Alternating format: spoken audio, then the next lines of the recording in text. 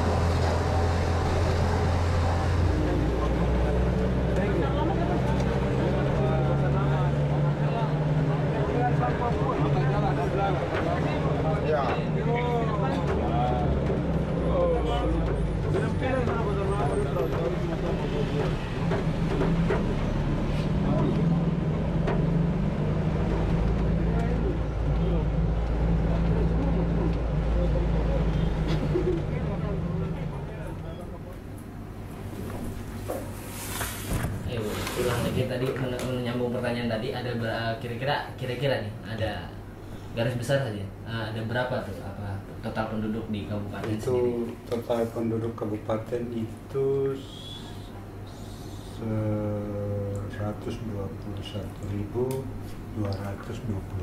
Oh, banyak ya.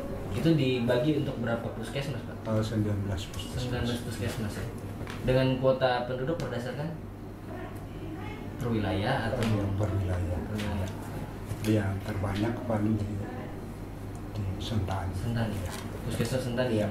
yang punya pasien. Ya, pasien paling Nah banyak. itu ini kan yang harus dibutuhkan juga kan, bagaimana penyampaian kesehatan itu, sosialisasi khususnya dari dinas kepada puskesmas. Bagaimana sih Pak alurnya?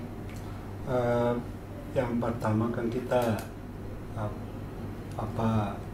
di dinas kan ada kegiatan promosi kesehatan, penyuluhan dan lain-lain sebagainya.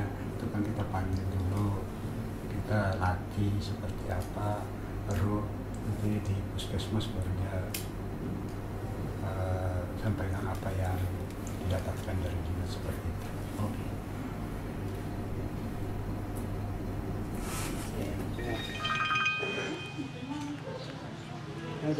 Halo. Halo. Halo.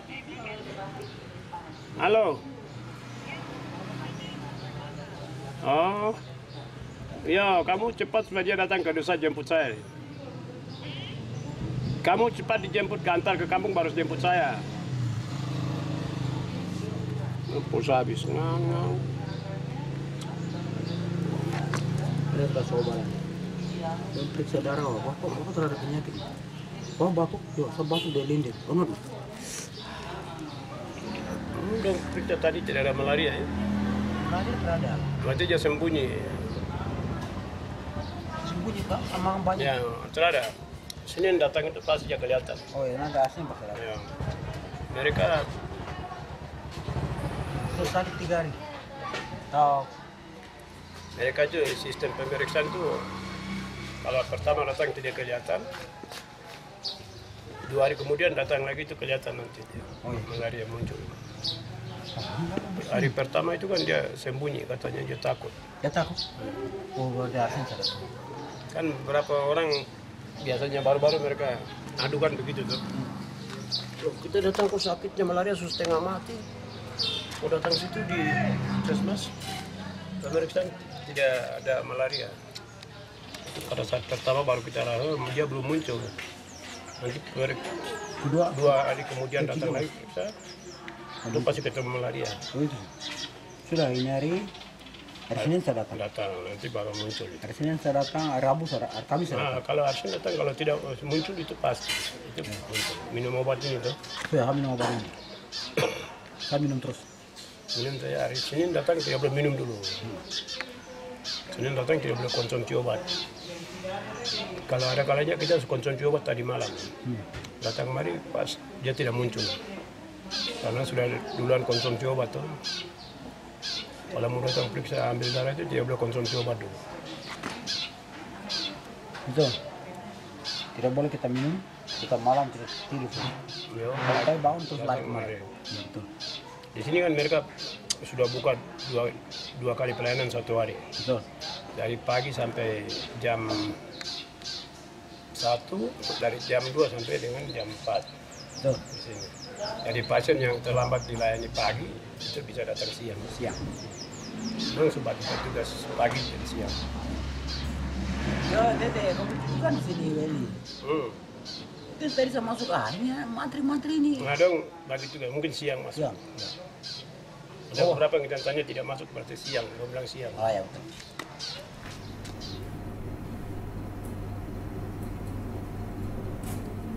Pelaporan dari puskesmas misalnya, kira-kira penyakit apa sih yang paling banyak gitu?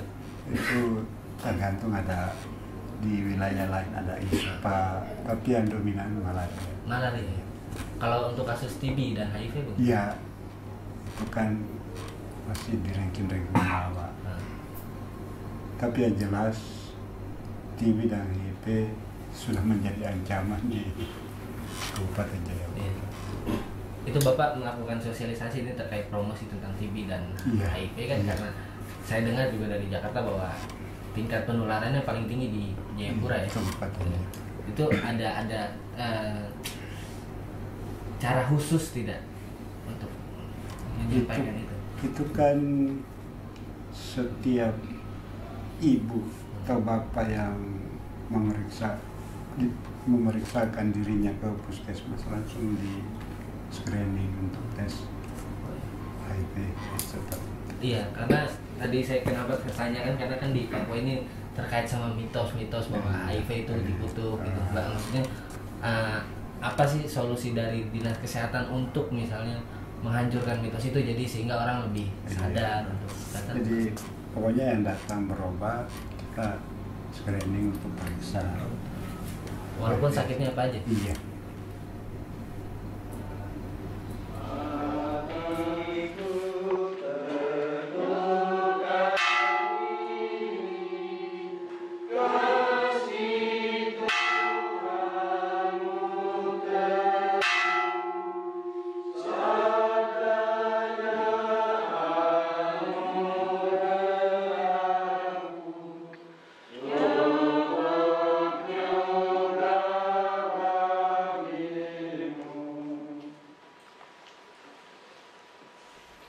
Apakah Bapak Ibu merasakan bahwa hubungan antara gereja, pemerintah, dan adat ini jalan baik atau tidak? Atau ada jalan atau tidak?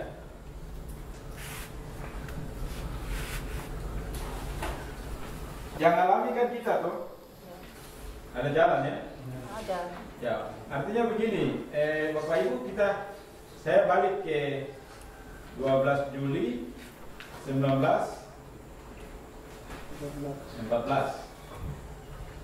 Waktu itu belum ada pemerintah, belum ada gereja. Yang ada itu hanya Andoan. Dan kemudian Johannes Bremer datang, lalu terjadi sebuah perubahan. Artinya bahwa orang mulai belajar baca tulis, tetapi juga sekaligus orang mulai mengenal Tuhan. Di situ. Jadi kita lihat bahwa peran keandoafian itu sudah ada. Pemerintahan keandoafian itu sudah ada dalam sistem itu. Tetapi mungkin saja pada waktu itu keandoafian merasa bahwa kita ada kurang. Yang tadi baca tulis, bisa yang lain-lain, pembangunan iman dan lain-lain, itu yang mereka rasa kurang, pergi bawa dulu. Dan proses ini jalan, ada kemudian gereja bekerja, lalu pada waktu itu Bapak Ibu sending bekerja. Sending itu di dalamnya adalah pemerintahan juga. Wilayah Papua. Ini kalau kita baca dalam sejarah 1927, itu pemerintahan pertama itu di Fafak. Di Fafak, lalu kemudian dipindahkan dari Fafak ke Manokwari. Dan pemerintahan itu ada di situ 1927. Kita perhatikan bahwa gereja sudah ada, adat sudah ada, gereja datang, lalu sending dan di dalamnya adalah pemerintahan Belanda itu yang bekerja bersama-sama dengan gereja. Jadi gereja pada waktu itu dia tidak hanya datang soal kerohanian, tapi gereja pada waktu itu juga dia mengajar orang tentang baca tulis. Seorang guru adalah dia guru jemaat, pegang jemaat, tapi dia adalah seorang guru yang mengajar anak-anak tentang baca tulis itu. Biasanya kan kayak tadi sosialisasi dari dinas, terus turun ke puskesmas, nanti puskesmas sendiri yang menyampaikan informasi kepada masyarakat. Tapi itu kan ada data ya, diukur ya, ada laporan gitu. Kira-kira pernah tidak puskesmas itu mengeluhkan kendala apa sih dalam persebaran informasi khususnya promosi kesehatan itu? Iya, yang pertama itu media. Media kita kan sebatas leaflet, lecture, poster itu saja, tidak ada gambar yang menarik masyarakat untuk bawa seperti begitu. Cuma menonton gitu. Nah itu untuk mengatasi itu dinas kesehatan kira-kira punya akan ada program atau manuver seperti apa untuk mengatasi itu? Dulu iya kita punya mobil penyuluhan, pokoknya lengkap di atas, semuanya lengkap. Tapi yang mengoperasionalkan ini yang tidak ada, akhirnya mobil itu rusak dan alat-alatnya semua hilang.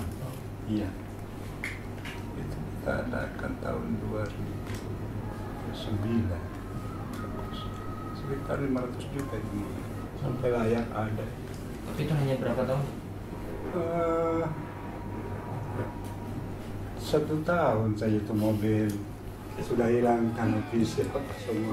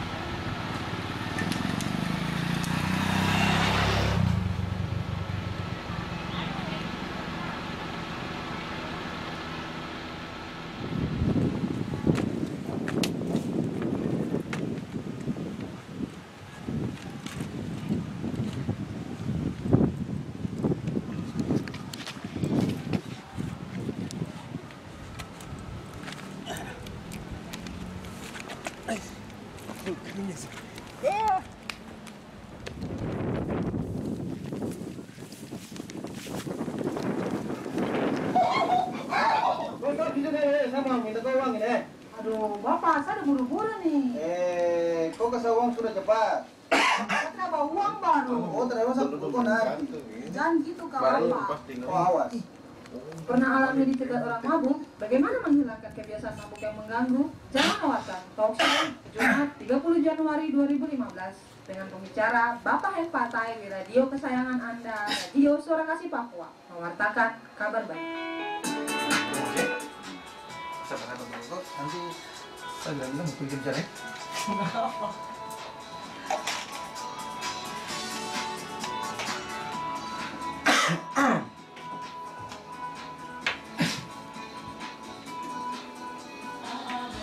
Iya, dari pintu gerbang ujung timur Bumi Papua kembali lagi dengan Wana Double FM yang dipancarkan dari kawasan kaki Gunung Siklop ya, Kampung Sere, Jalan Pos 7 nomor 69 di Kabupaten Jayapura. Kalau bukan kos apa lagi, kalau bukan sekarang, kapan lagi kamu dengar Radio Suara Kasih Papua mewartakan kabar baik Papua memberkati bangsa-bangsa Papua, blessing to the nation. Spesial ini buat Yau-Yau dan Ego-Ego Arai Anak Abu, buat sapunya Nagalo Nukuba, Niruluk Nuareluk, no pase na hosa nerok-nerok nagot-nagot aku takut pakit-pakit dan namik-namik namuk-namuk kenang-enang ambe-ambe katuk-katuk kon-kon ai-ai dai-dai napi-napi sos-sos mansar-mansar insar-insar doto-doto kini-kini nawa-nawa awa nganen buat mas-mas mamba usibu nyong dan nona tole dan ungke lai dan opung ambe-ambe dan indo-indo yang lagi stay on di 100 FM ya Radio Suara Kasih Papua radio koi maika yetnum koyau telepe yaki kuyaki wali-wali buat kalian semua pace-mace selamat pagi buat kalian semua ya. Kita di pagi hari ini Putri Asma selamat pagi juga. Biasa ada pengalaman apa nih kalau misalnya jalan malam-malam, apalagi pos 7 sini bisa ketemu orang. Iya, bukan hanya di pos 7 ya, ini pada umumnya ya. Biasanya kita ketemu dengan yang dibilang orang-orang mabuk. Ya, jadi saya pernah ketemu di Jayapura. Di Jayapura saya pernah ketemu dengan orang mabuk di Imbi. Terus dia bilang dia tahan saya, dia bilang, kok kesawang dulu. Terus ya sapa pokoknya karena saya juga tidak tahu jadi langsung dipalang gitu ditanya terus bilang kok kesel cepat jadi saya langsung bilang begini bah saudara kok mau minta uang mau bikin langsung bilang gini kok tanya untuk dia masa begitu lagi baru saya bilang gini saya tanya saja terus saya bilang gini ini saya beli untuk tambah-tambah terus saya bilang gini bah kamu tambah-tambah baru kami ini baru saya mau bikin nanti pulang bagaimana terus saya bicara begitu terus langsung dia marah tapi selalu menghindar kerjaan. Itu pernah yang terjadi. Itu yang saya alami. Itu yang dia tidak bikin apa-apa. Dia tidak bikin apa-apa. Tapi buat kita para perempuan atau wanita pacaran malam-malam ketemu orang itu bahaya. Kau rasa takut dan laki-laki itu beda lah. Bukan hanya perempuan, ada orang tua, mama. Itu bagaimana? Ini bagaimana menghilangkan kebiasaan mabuk? Ya. Toh mau sentana bebas dari orang. Betul, saya setuju juga Pak. Bukan hanya sentani. Bukan iya. Sangat meresahkan. Ini bukan hanya sentani, yang Papua. Ya, Papua. Ini bukan tanggung jawab ketong saja, gereja, tapi semua kita orang bertanggung jawab buat Papua, perubahan, para pendengar. Ya. Iya, kita ada narasumber ini, Bapak Heng Patai. Selamat pagi. Selamat pagi, Renifo. Renifo ya. Aru baby ya Bapak ya. Aru baby. Oke, betul Bapak, ini yang tadi kita sempat bicara-bicara ini, bicara dengan Putri Asmat ya. Kita ngobrol-ngobrol ini bagaimana ceritanya sampai orang-orang mabuk ini ya. Maksudnya kebiasaan ini ada sampai ada. Ada kenapa ini bagaimana gitu. Ya, Bapak dengar dulu cerita tadi itu. Saya ingat ada lagu begini. Tercipta tahun 70-an, ya 70 80 itu tanda bahwa itu di saat orang sudah dalam keadaan teler mulai nyanyi itu dengan maksud palang-palang. 5.000 di kiri, 5.000 di kanan, tambah-tambah jadi satu paket. Akhirnya lagu itu cukup ya sekarang waktu itu tuh memang pada zaman itu ya. Sehingga kalau bicara soal mabuk ini memang satu hal yang saya merasa bahwa tidak usah ada orang mabuk. Waktu masih kecil senang kumpul-kumpul dengan teman-teman sebaya, terus kalau sore-sore kita biasa main di pinggir kali, mandi sampai dingin. Karena sudah dingin, sudah cari anggur tinju dulu. Jadi harganya 150 rupiah Kita kumpul pasir di kali itu, kita dapat uang 3.500 satu red zaman itu. Besar. Jadi kalau 3.500 sudah, kita kumpul-kumpul sudah bisa dapat 5 sampai 10 botol. Sudah, anak rame-rame. Minum satu botol itu saja, badan panas dan kita semangat. Dengan rokok-rokok yang dulu sering kita isap itu rokok SM. Kata teman-teman bilang ASM ini singkatan dari semangat malam. Istilah-istilah dulu ya. Jadi minum anggur tinju, semangat malam, selesai minum baku tinju sendiri. Apa ini orang